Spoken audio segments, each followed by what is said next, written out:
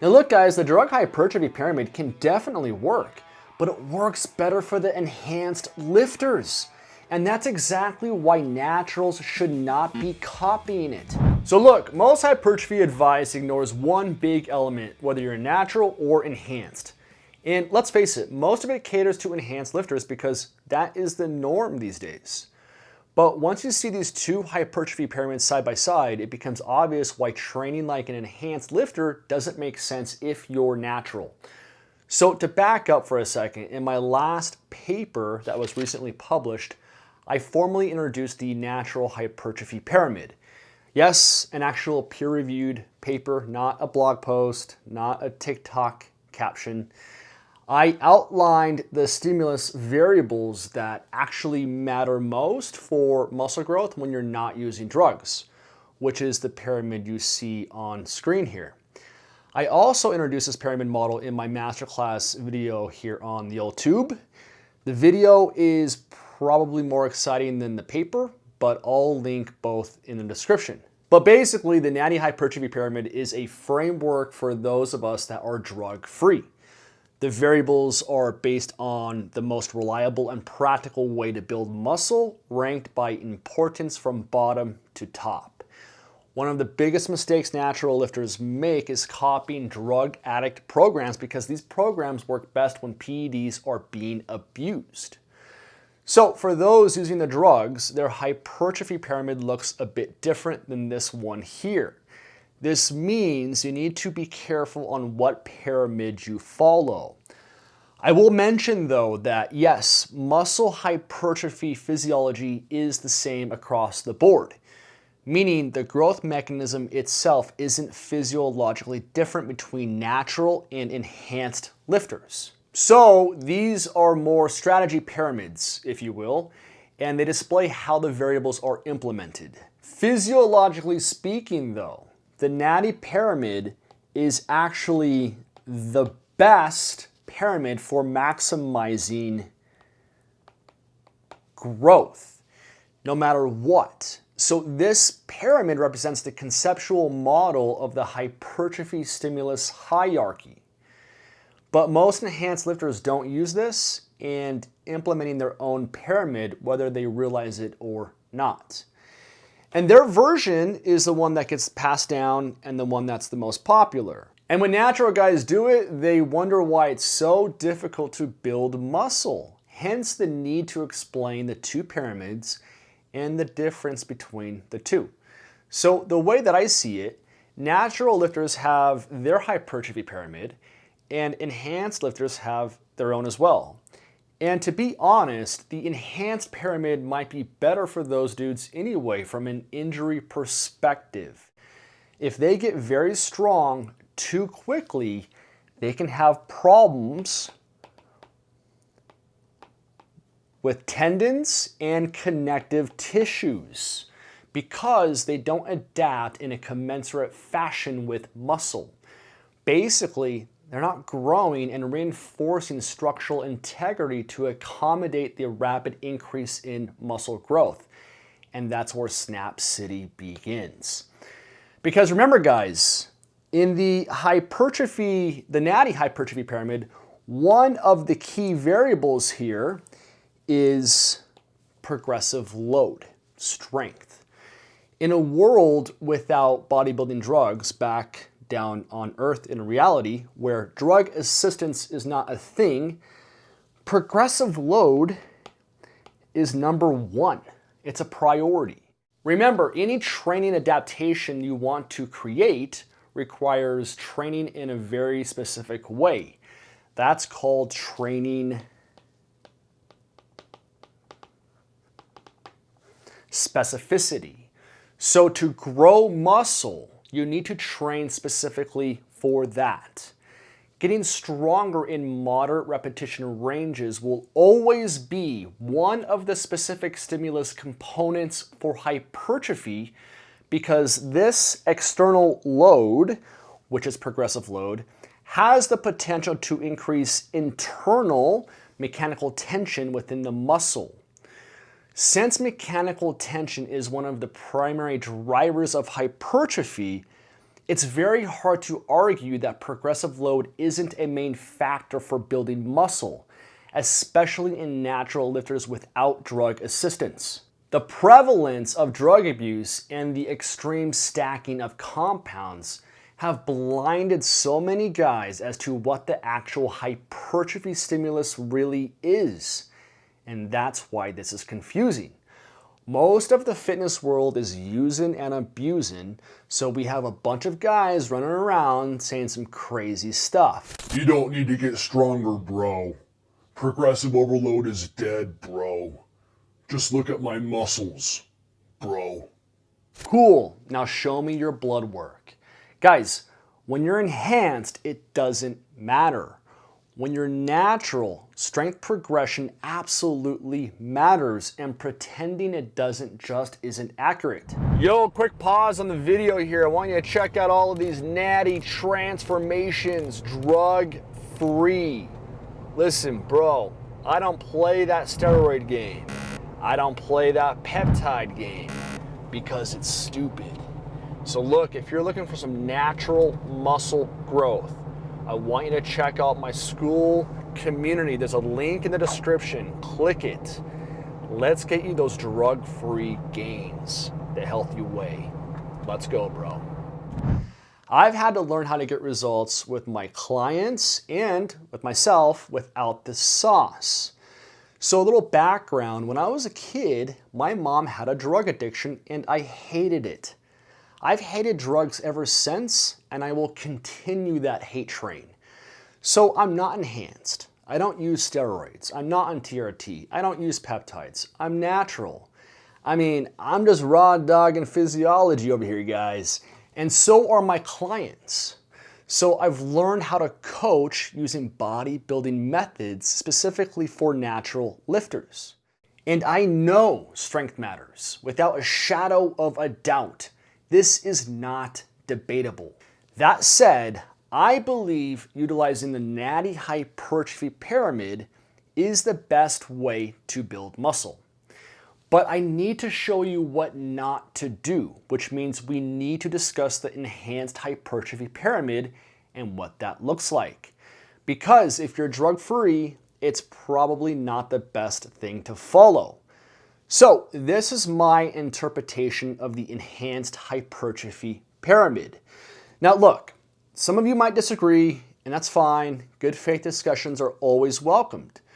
But then there's a few of y'all who jump in just to flex, long essays, trying to exude dominance, and prove you're so much smarter than I am. Tell you what, dog, make your own YouTube videos and teach us. Clearly you know a lot. Show us the way, homie. I'm down to learn. Anyway, the reality is using PEDs changes the game significantly. Staying natural means we need to do things in a more intelligent way if we want to maximize results. We can't just go in and wing it. We need to have more precision. The natty margins are thin. So in my opinion, we have two hypertrophy pyramids here. We have the natty hypertrophy pyramid, and we have the drug pyramid. Now look guys, the drug hypertrophy pyramid can definitely work, but it works better for the enhanced lifters. And that's exactly why naturals should not be copying it. Usually, a natural lifter that's running massive volumes without load progression models will spin their wheels for years. I know I did. So adding volume just means more fatigue and burnout. So basically that setup typically only works when drugs mask poor program design. Now it's important to mention, again, that the drug pyramid operates under the same physiological mechanisms of muscle growth. It just prioritizes the stimulus hierarchy differently. So internal mechanical tension on the muscle still drives growth. This doesn't change you guys, but what does change is how the stimulus variables are applied relative to adaptation, which is why we have two different pyramids. So again, to be clear, the goal is still mechanical tension induction, but the stimulus variables aren't prioritized the same between the two camps. And that's why there are differences between drug-free training and drug abuse training. So here at the bottom, we have load. Now, as you can see on the left of the natty hypertrophy pyramid, we have progressive load. Here on the right, we just have load. One cares about direction, one just sits there and exists. Now, the reason load is number one in priority in both pyramids is because we need some type of external load or resistance to generate internal mechanical tension within the muscle. So it's something that we all need to create a growth response. But the major difference is this. Enhanced lifters need load, whereas natural lifters need progressive load. You could also view this as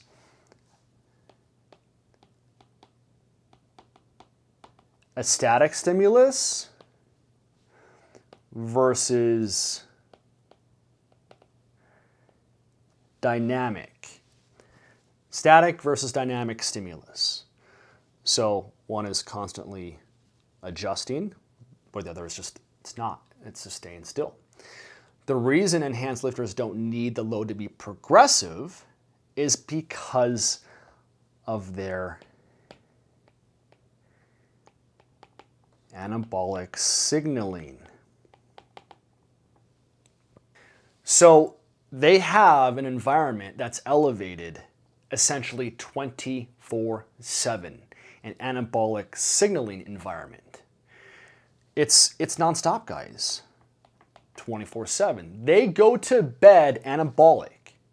They wake up anabolic. It's never ending. The growth drugs they abuse protect lean mass without measurable strength increases. Basically, insurance policies for subpar training. So for the enhanced lifter, the goal is simple. Train with a sufficient load to challenge the muscle, but with no priority to progressively increase that load over time. The other day, I saw some dude saying, "Death to progressive overload. I never track my lifts. Ever." of course he doesn't need to track anything, guys. He's running cheat codes. He needs load, but he doesn't need progressive load. Listen, guys, don't let the drug-abusing bros tell you that progressive load, overload, whatever you want to call it, don't let them convince you that it doesn't matter, because when you're natty, it matters. Different biology, different advice. Now listen, folks, that doesn't mean I think you should train with sloppy PRs. That's never the goal. You still need good form as you progress. Ego lifting is still ego lifting. But as a natural, you shouldn't be against progressive load. In fact, you need to chase strength because it's a very important component of growth when you're drug-free. However, you do need to be against sloppy form and chasing low-quality PRs. If it looks ugly or you drastically change the range of motion, it doesn't count. That's not progression, that's regression. Okay, so don't IFBB Pro your reps and don't CrossFit your reps, and you'll be fine. So the next level we have volume. This is where enhanced lifters also differ. They can crank volume up and still make gains. It's not that they need more, it's that they simply do more and still make progress. They grow in spite of it.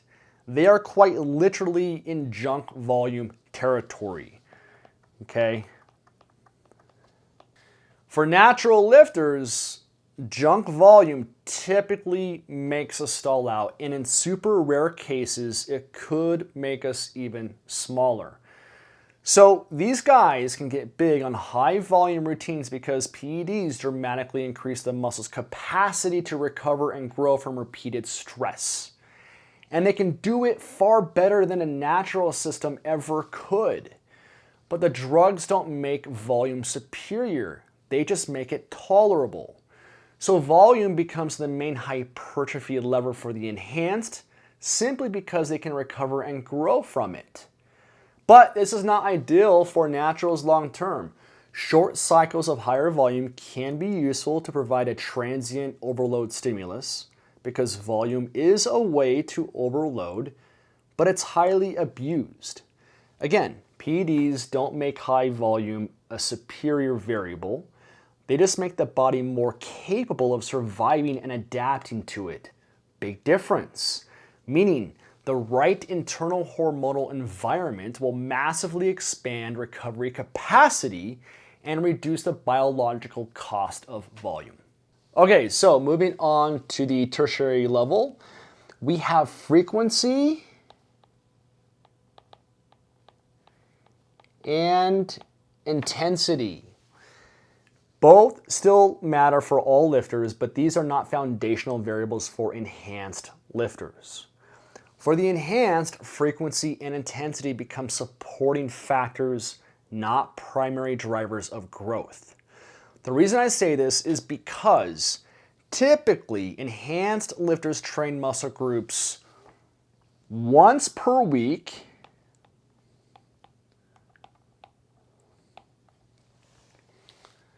and when they train, their intensity is moderate effort, which means they don't get close to failure. Their progress is driven primarily through high volume accumulation because, as mentioned, the biological environment allows it. So let's tackle frequency here first before we move on to intensity. In enhanced lifters, the anabolic environment is chronically amplified, which means the specific timing of when to hit a muscle again has a much smaller impact on hypertrophy when compared to a natural. As a result, frequency isn't as relevant as a growth driver because the signal never really drops.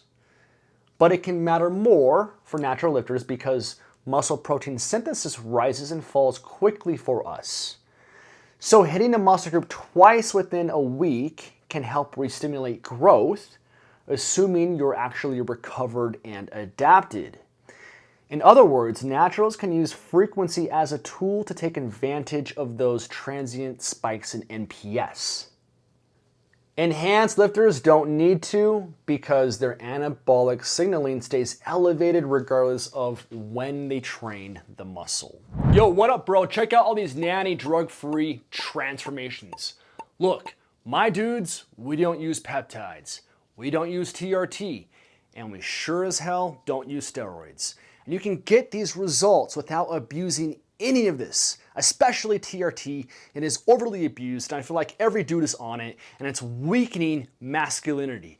So look, if you want some of these natural drug-free gains, I want to invite you to my school community. Inside, you're gonna get access to the ST model, Synergy Tension Model Classroom. You're gonna have the community access, you're gonna have the DIY aesthetic guide. I'm gonna show you how we build aesthetics, this athletic body that most of us want, and FYI, most women dig, all right? And you can do it completely natty, guys. You don't need TRT. And I'm gonna show you the Synergy Tension Model course. This is my practical application, how I train myself and how I train my dudes. So this is completely free, no risk involved. Show up, get access to all of this, learn how we do this natty. Let's go, bro. Hell yeah! All right, let's go into intensity of effort. So let me be very clear here. Very few people in the gym actually train hard, enhanced or not. That's just a fact. But the people who can get away with not training hard and still grow are those that are enhanced.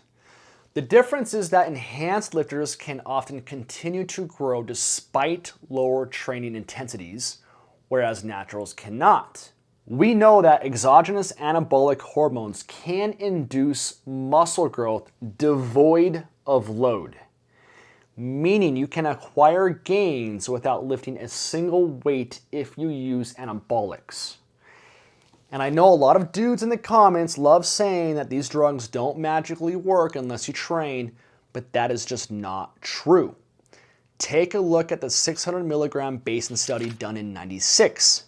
Yes, these are very potent drugs. So if that's true, which it is, then those same drugs can provide even more anabolic signaling with load, but independent of the effort applied to that load. Let me say this again in a different way. With drugs on board, effort doesn't need to be high. The load by itself, without progression, is enough to keep the growth signal high. So work ethic in terms of effort becomes optional. This means that muscle protein synthesis, recovery capacity, and growth signaling remain elevated when training effort is modest. So this shifts the hierarchy of training variables, which is why intensity sits on the third level of this pyramid as a supporting stimulus variable. But in the natty pyramid, intensity sits on level 2 because it's extremely important. We don't get free growth reps. So basically, for enhanced lifters, intensity of effort is not foundational, and they can grow with lower effort sets because the drugs are doing more of the work. And I want to throw this in here also because this ties back into progressive loading. Trying to beat previous records can indirectly increase your effort because you're striving to make a PR. So if you're trying to hit the same reps as the previous session, but you're using a heavier load, you're going to work harder to hit that PR. So by default, an increase in load is going to increase relative intensity per repetition. And not to mention, you might have to get very proximal to muscular failure to get that PR, because you might have to fight hard to get those same reps with the heavier load. So again, by default, progressive loading and intensity of effort go hand in hand. And I've mentioned this before, they're symbiotic in nature and synergistic in effect. At the end of the day, guys, natural lifters must rely on progressive loading and high effort to generate maximum hypertrophic signaling. And enhanced lifters don't require the same stimulus variables to maximize growth. Now, this doesn't mean frequency and intensity don't matter for the enhanced lifters. It just means they are not the primary growth levers for them, or at least they don't need to be, not like they need to be for us. And going back to volume, I want to mention this here, guys. The short-term high-volume studies aren't very practical because they don't reflect how training is applied in the real world. I don't care what a brief training mesocycle block shows in a lab setting. Those studies don't account for long-term muscle hypertrophy over years with real-world recovery limits and diminished returns. By that logic, if 52 sets maximizes hypertrophy, why stop there? Just keep going, bro. Sit in the gym all day. Tell you what, do the 8-hour arm piano workout. Then the next day, do 8 hours for chest. Don't stop there, guys. 8 hours for back, then 8 for legs. Do it every day, dog. You're guaranteed to grow, right? Of course not. At some point, volume stops being a growth stimulus and it becomes accumulated fatigue.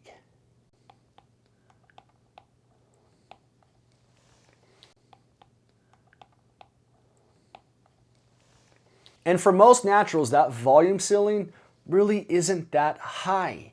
Now, I said most, I didn't say all, okay? You got that, homie? Don't get them panties in a twist here, man. We don't need a 5,000 word manifesto comment about genetics, why everyone is on the volume hate train, and how big you are because you use high volume. You go, you. I'm proud of you. Look, the reality is, if sheer volume was the primary driver, we would see a lot more jacked dudes in the gym. You would, because volume is the most abused stimulus variable. And you know that's a fact. Not only that, but how many guys have failed to build muscle on these high volume routines? What's the failure rate, guys? It's got to be high. And I'm not saying that a single set to failure is the golden ticket here either, because I think that failure rate is high too. But high volume only works when the tissues can recover and adapt. The genetic outliers and those on the fitness crack, they can do it. But for those of us that need recovery, high volume routines, it poses an issue. It's all about your recovery and adaptation ability, my guys. So there's a balancing act with the stimulus variables, even intensity. Going all out on every single set can also hinder your ability to grow in different ways, which I'll talk about in another video. But the truth is, enhanced lifters have a higher recovery and adaptation ceiling because drugs expand this capacity. Naturals do not have the same capacity, and that recovery adaptation capacity is more of a moving target for us since we don't have the drug assistance. It's not as stable, and it can change based on a myriad of factors. Sleep, stress, calories, age, training history, muscularity, strength, reality. That's why progression, effort, volume, and frequency management, they're not optional for drug-free lifters. It's the entire game. So when we look at the natural pyramid and the drug pyramid, they ain't the same because the rules are different. So if you're drug-free and you're trying to get the gains, do not use the drug pyramid. Let the fitness drug addicts do their thing and you do yours.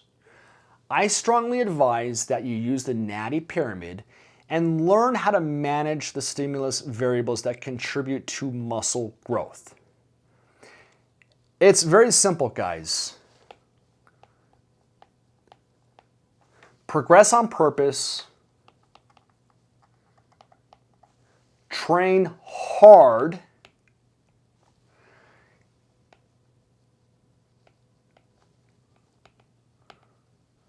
and recover harder. That is the game.